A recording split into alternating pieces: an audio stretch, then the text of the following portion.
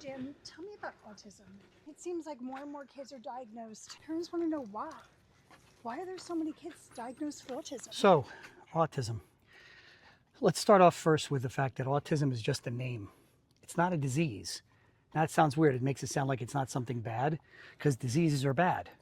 But it's not a disease. It's a name of a condition that's a broad spectrum of different communication issues.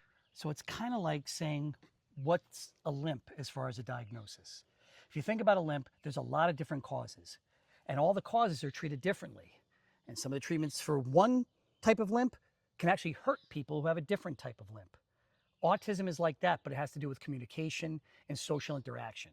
So there's a lot of different causes, but they all fit under the spectrum of autism. So, why is everybody on the spectrum nowadays? It was never like that. You never heard of all these kids having autism, but all of a sudden, it's like everybody's on the spectrum now. Why? So that's a good question. And like any good question, it's something that should be researched, which it is, and looked at from many different angles. So the most common reason why there's more kids now is that they've widened the diagnostic criteria. Now, why would you do that? Because the one thing we've learned that helps with any communication problem, with any social interaction problem, is therapy. But in order to get therapy, you need a diagnosis, you need a name. So they call it autism. And then they made it autistic spectrum disorder. So they widened it. And they took things that used to not be called autism, like Asperger's or pervasive developmental delay, and they put them all under the heading of autistic spectrum. So people could get the thing that would help them most, which is therapy. So therapy like speech therapy, occupational therapy, physical therapy, ABA, which is a behavioral therapy, all these things can really make big differences in a lot of people who have autistic spectrum disorder. So, then what are the signs? Like, I want to know, what are we looking for as a parent? What is not okay? Actually, I guess the question is, what is not normal? That sounds like a good name for a podcast, by the way. But for autism, we're trying to get people into therapy. And so the what are we looking for? I always say, even your grandmother knows.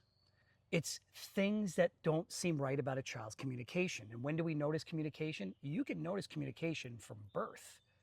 So you can start to notice things like a 2-month-old that doesn't fix on you, or their eyes don't follow you as well.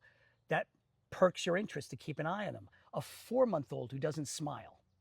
When you get near 1 and their communication is more nuanced and more expansive, like pointing, if they're not interacting with you as much, if they're by their 15 or 18 months, they're not really using words, if they're playing by themselves, it's how that communication builds.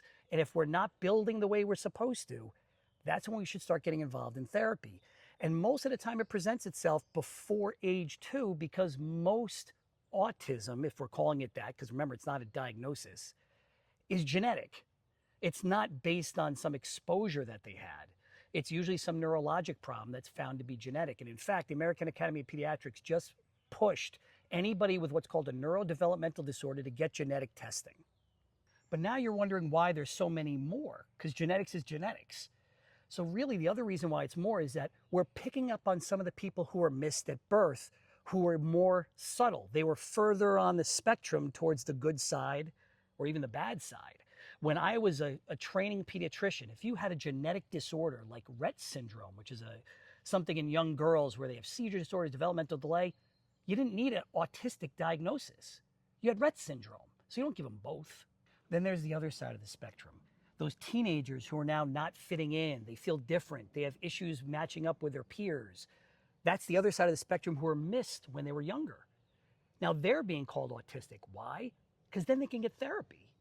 They're not treating the cause. They're treating the symptom because, again, it's not a disease. That's why terms like neuroatypical, meaning they're not normal. Normal just means average. Doesn't mean good or bad. So neuroatypical people can fit better in if they're getting treatment of how to do it. You have a limp from one leg being longer than the other, you get therapy. That way your walk is better. So the reason why we have so many people put under this one umbrella is because we don't have the tools yet to treat or diagnose the many spokes of the umbrella. That neurodevelopmental thing where we're doing what's called exome studying of the genetic code, we're going to start getting names for these things. Then we're going to start being able to treat these things. And then the term autism will break up into many different factors.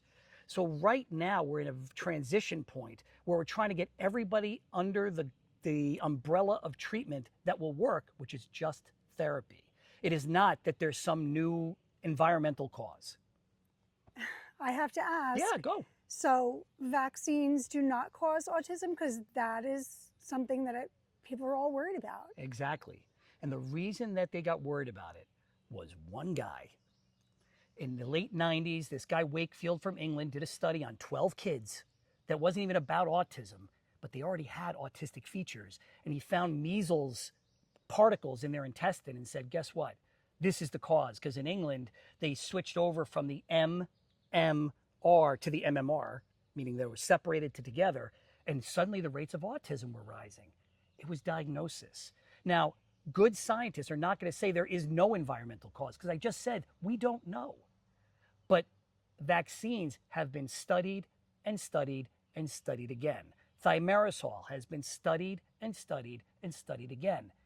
People are looking for something to blame because they don't understand it. And they're scared. And they want an answer. Something that they can get rid of. And they feel bad that they had to stick their kid with a needle, so they're blaming it on vaccines. So I have all sorts of kids on the spectrum all over. And I find some of them to be some of the most interesting people I've ever met. And other ones where I can see how much trouble the family has. And they can really struggle. There's a great book written by a Japanese boy who was 13, who was a nonverbal autistic kid, called The Reason I Jump. It's a great source of information for people who are going through a tough time with autism. But I think the most important thing is we try to help them live the best life they possibly can. And getting them to therapy can help that. But the title isn't a disease. It's simply a way of describing that they don't communicate like everybody else. Imagine you're a parent of a child who's just given a diagnosis. What's the first thing you want? A cure. So every time someone says there's a cure for autism, you look for that. But that's like bringing your kid to the doctor with a limp and saying, I want the cure. You have to know what the cause is. You can't just go out and say, I'm going to put stem cells into my son because he was diagnosed with autism, because his autism might be different than the next kid's autism. So in the end, like I've said before, for different psychological diagnoses, to me, the only letter that matters is the last D. It's disorder. Is your life disordered by this communication issue that you have? If it is, then you get help. But there are people who can walk with a limp, and it actually is pretty cool for them. It might make their walking more difficult, but they can go through life with that. It's just atypical. And there's a lot of people who are very famous and very successful who probably would fit on that spectrum, but they don't need therapy. But they could be given the diagnosis. And so everybody's looking for the diagnosis now because it gets them help. And we all need help these days.